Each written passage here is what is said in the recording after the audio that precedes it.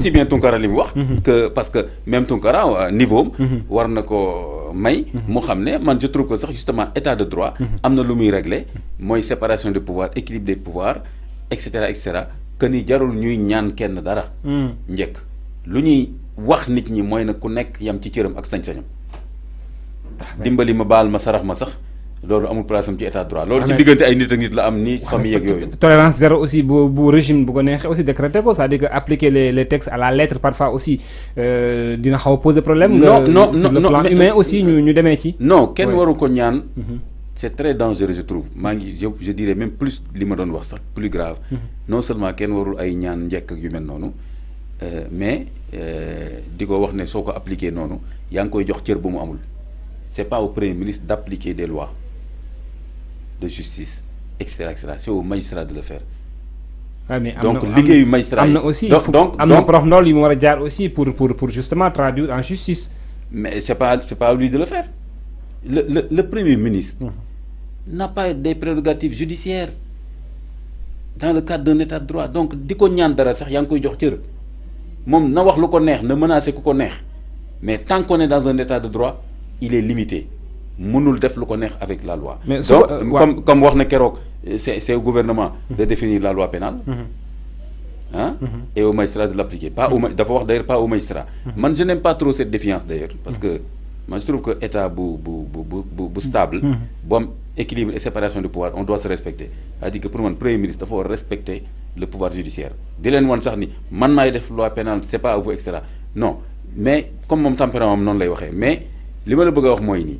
Le Premier ministre n'est pas le maître des poursuites, c'est pas le magistrat, il ne gère aucune juridiction, il y a le ministère de la Justice qui est là, etc. Donc, citoyen ne fait pas face au Premier ministre. Le chef du gouvernement définit la politique judiciaire aussi. Voilà. Justement, d'un pays. Oui, mais n'applique pas les lois. Il définit une politique globale judiciaire. Ouais. Et aussi, cette politique, Ibrahim, pénale et globale judiciaire, elle est définie dans le cadre des principes fondamentaux d'un état de droit.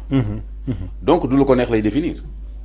C'est vrai. Moi, su définir yenn yi sax député war nañ taxaw ne ko mais attends parce que li nga wax suñu constitution par exemple le principe même de liberté d'expression constitution bi daf ko cadré daf ko consacré.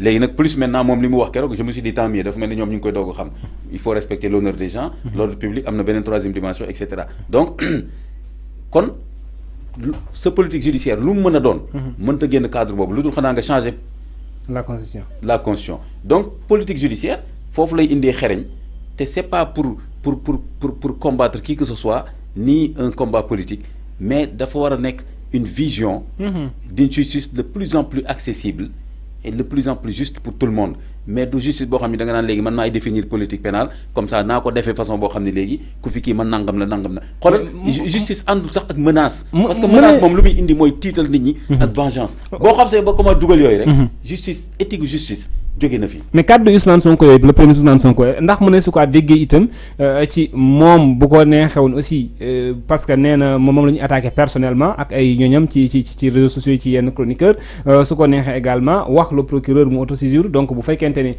waxul le procureur parce que aussi mën naa activer le ministère de la justice le procureur il y a une chaîne bi nga xamante ne mën nañu fa activer des leviers pour quand même interpeller certaines personnes donc foofu également mën na fa agir.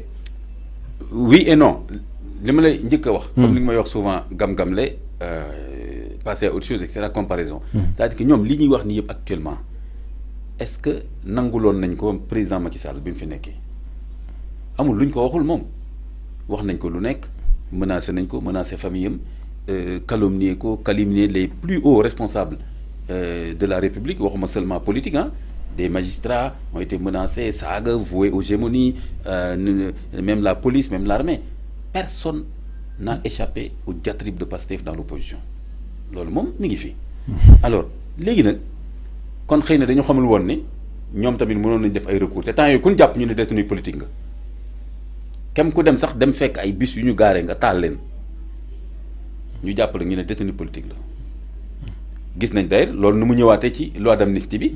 ba ñu wax ne kon lii dafa mel ne ñu protéger ko voilà donc pour dire que tant mieux maintenant su fekkee ni ñoom ils sont au pouvoir ñu gis ne ndekete kon loi yi nga xam ni ñoom doon nañ ko bafoué ñoom seen bopp bañ ko jox benn limite bañ ko respecté gis nga sous-préfet ne bu leen def manifestation wala jaar leen fi ñu ne amul droit di ñu imposer itinéraire amul droit parce que le principe constitution mooy que am nañ droit manifester léegi fi mu nekk ñoom ñi ngi naan il faut que nit ñi di respecter loi bi ak réglementation bi tant mieux.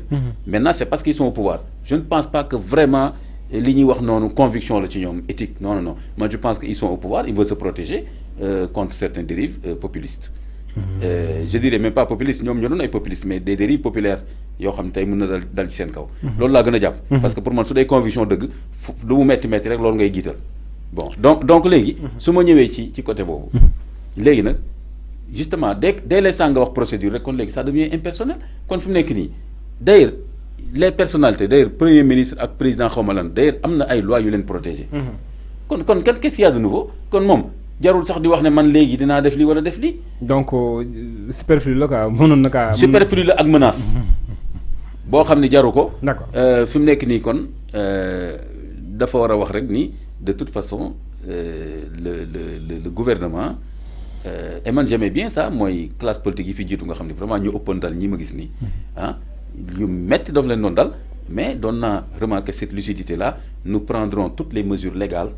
pour mettre fin ça à ça et ça et ça ah j'aime bien ça mais man ku ma fi kiyati lii ab décrété naa léegi nag je sonne la récréation bon yooyu du waxu des hommes d'État donc nañu respecter la séparation des pouvoirs équilibre des pouvoirs ku nekk ñu bàyyi la nga jouer ce rôle bu fekkee ni par exemple premier ministre am na lu ñu ko laal loi bi am na lu mu ci wax wala bu ko loi bi waxul tam moom mën na activer ay procédures mais activer ay procédures mais du question ay vengeance du question yow sa bopp jàppal leen ma diw voilà. Justement, on va rester sur cette question judiciaire.